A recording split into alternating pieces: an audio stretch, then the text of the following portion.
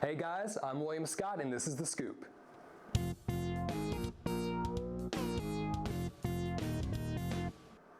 We begin today with some sad news. Actor Bill Paxton passed away this past Saturday at age 61 due to complications from surgery.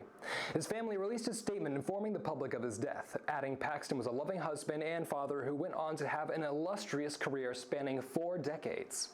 Paxton's last film, The Circle, is set to release on April 28th. The 89th Academy Awards went down as one of the most memorable in recent memory. The Oscars' red carpet decided to make a quiet political statement, with many stars including nominees Lin-Manuel Miranda, Ruth Negga, and Casey Affleck donning blue ACLU ribbons. The night was full of firsts, with Mahershala Ali becoming the first Muslim to win an Oscar for his role in Moonlight. Viola Davis also picked up a trophy for her role in Fences, and she became the first African American to win the Triple Crown for acting. To almost no one's surprise, La La Land took home an impressive 6 Oscars, including Best Actress for Emma Stone and Best Director for Damien Chazelle. And at the age of 32, Chazelle is the youngest filmmaker to get the award. But without a doubt, the biggest surprise of the night was Best Picture. Oscar winners Faye Dunaway and Warren Beatty presented the award and announced that the winner was La La Land. But as the La La Land team gave their speeches, production rushed on the stage to announce that La La Land was not the winner, but Barry Jenkins' Moonlight had won. Moonlight made history as the first LGBT film with an all-African American cast to take up the honor. For a full list of Oscar winners, visit Oscars.com. The Red Barn Series is back. The annual concert returns this Thursday and Friday evenings. University Programs Council announced yesterday that the Birmingham-based band The Brook and the Bluff will be at this year's headliners. This continues UPC's tradition of shining a spotlight on local alternative performers.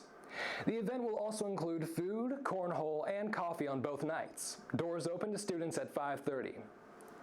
The big weekend has finally arrived for the big event. The big event is a student-run volunteer day that encourages Auburn students and faculty to give back to Auburn and Opelika communities. Students will spend the day providing basic community service tasks for households, businesses, churches, and organizations as a way to say thank you for making Auburn such a great place to live. The big event will be held this weekend on Saturday, March 4th. You can go to AU Involve for more information. Registration for the big event ends in 1 day, so make sure to register while you still can. We close out tonight with a live look at New York's Animal Adventure Park's Giraffe Cam. All eyes have been on April, a 15-year-old pregnant giraffe expected to give birth to her 5th calf at any moment. The live stream began last Thursday as April began labor, but she has yet to give birth. The Animal Adventure Park updated viewers Sunday evening, saying that she was doing well and has continued to increase belly movement. That's all I have for this week's entertainment news. Up next, we'll hear from the Weekly Sweep panel. You're watching Eagle Eye TV, Channel 6.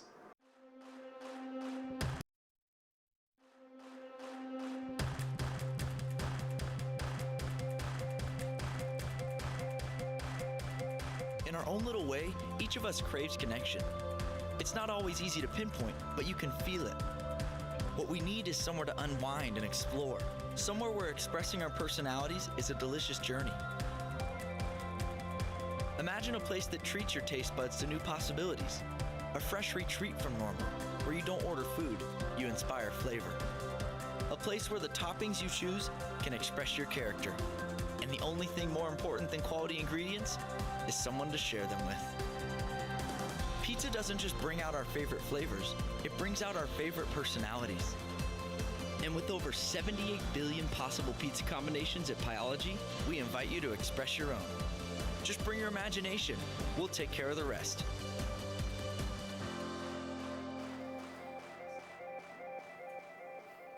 So which one are we looking at?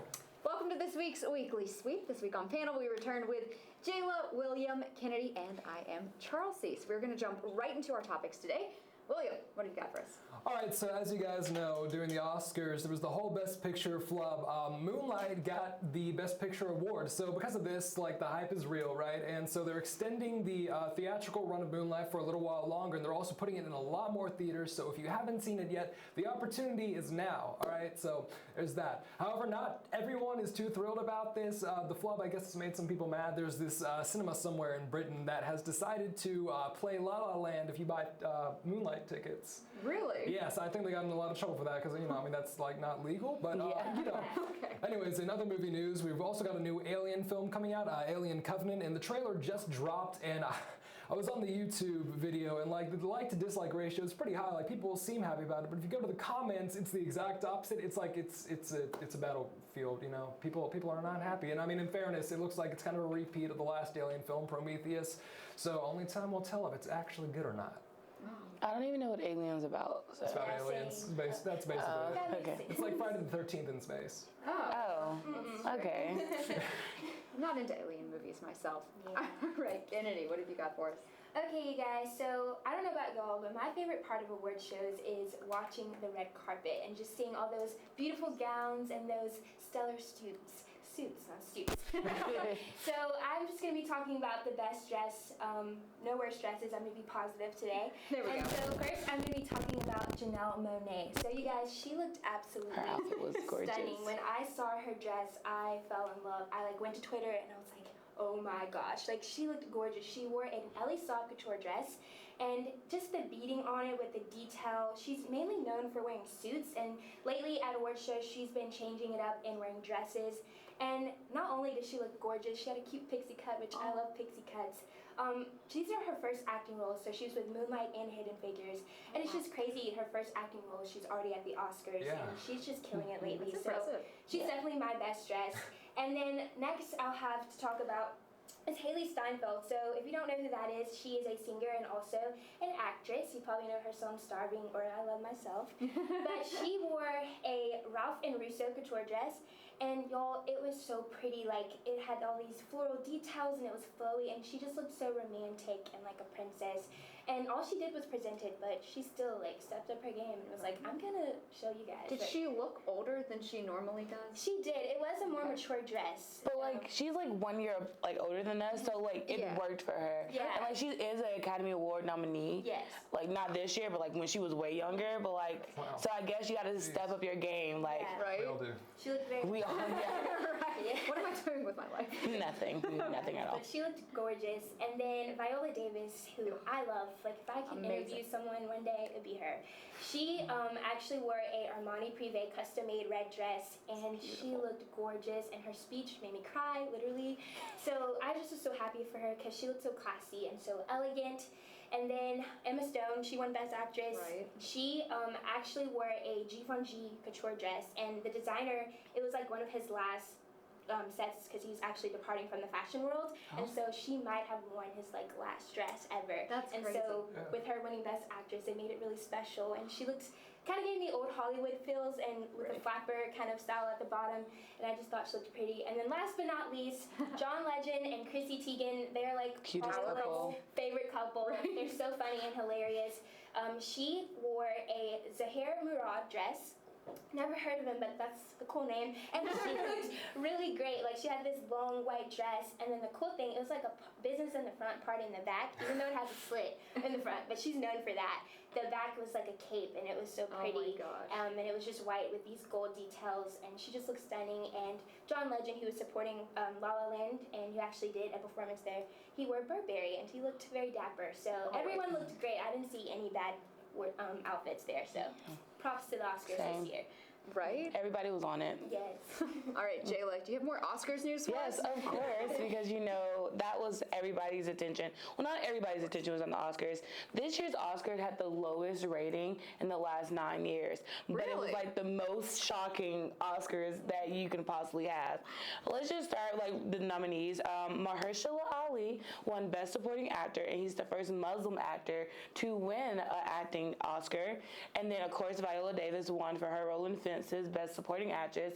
Emma Stone, Best Actress for La La Land, and Casey Affleck for Best Actor for Manchester by the Sea. And of course, Best Picture went to Moonlight. Okay, I don't want to bring up the flub because I don't want I feel like they're now forever their moment is kind of stolen because of the flub. Oh, but I think it lives on in history because It of it. will live on in history. You will always remember who won Best Picture that year because of the flub, but they didn't get enough time on stage to accept the award. And I feel bad for the La La Land producers who were up there accepting the award and realized they didn't win. And it was oh, okay, but they handle it well, even though some people on stage are really like, they're mad. They're like, they didn't win, all right.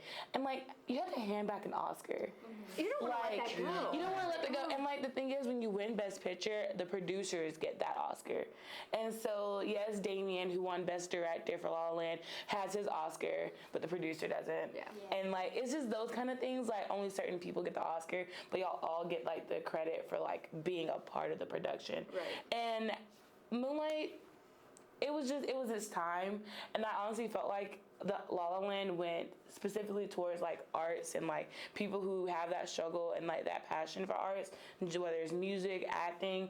And Moonlight had like so many things that can touch on like different things, whether it's your sexuality, whether it's like your home situation, whether it's just bullying. Like a lot of people can relate to it. So I kind of felt like that's why the Oscars were like, this is the Best Picture. And I mean, mistakes do happen, and they're over it, and it was memorable, and they did win at the end of the day. But that's not the only thing that happened at the Oscars. They had tourists crash the Oscars. Gary from Chicago is probably the most famous person right now. And I read an article about him. He was literally just released from jail. He was in jail for 20 years. He had a couple felonies, and it was like nothing like serious, but like he didn't like kill anyone.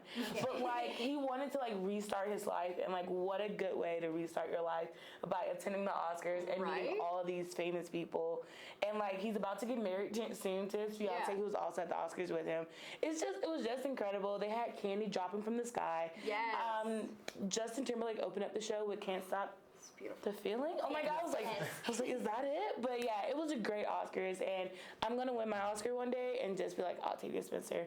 So who's the arm and There you along? go. So I have to agree that one of the best moments of the entire show was the candy falling from the sky, which flows right into my topic of something they should have dropped down: Oreos. All right, Oreo has got 2 new flavors. One is already out now, and the other one is coming up probably closer to 4th of July, so I'm sure around May they'll release it. The first flavor is a Peeps flavored Oreo. That sounds nasty. Exactly. See, I don't like Peeps in general, and the fact they're going to stuff it into an Oreo seems a little strange to me. But it's got the vanilla cookie. I'm not a fan of those. And then the frosting is made from Peeps marshmallows, and then it's been dyed the hot pink. Yeah, it's something else. But their 4th of July Oreos are the ones that I'm really excited about. They are called Firework Oreos, and so it's the normal Oreo, but the cream has got Pop Rocks in it. Oh, no. Yes, girl. You want your mouth to be all like poppy and fizzly when you're eating them. That sounds delicious. It sounds scary. It's not as offensive as the Peeps one, because that's just an assault on like everything good in the world. But what's with them putting different candies inside of like an Oreo? It's like, I like it. I'm all about them trying new flavors. But like chocolate and then Pop Rocks, that just doesn't seem like a good mix. It sounds delicious. It, for some reason, makes me think of chocolate and Nerds. I know, very different, but that's a great combo. By the way, if you've never tried it, I think it's gonna be yummy. I'll be the first one to try it, and I'll let you know, viewers. All right, and if you want to join the conversation, you can follow us on Twitter @EagleEyeTV and tweet us using the hashtag #WeeklySweeps. Until then, have a wonderful week, and thanks for viewing, Auburn. War Eagle. War Eagle.